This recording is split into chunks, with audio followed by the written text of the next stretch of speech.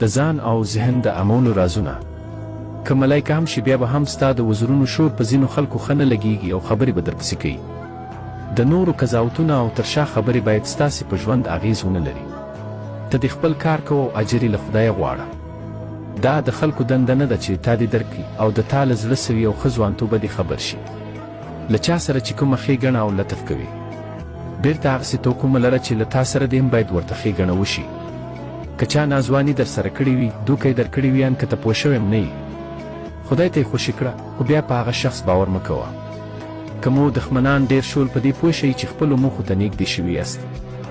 دنیا ډېره پراخه ده، دنیا ډېره سخي ده، د هیچا بریالیتوب او پرمختګ باید دا طبیعت در خراب نه کړي او نه د هغو کامیابي ستا د پرمختګ لاره ډب کولی شي. ویډیو سیو او مخکې تر نورو ورسوئ.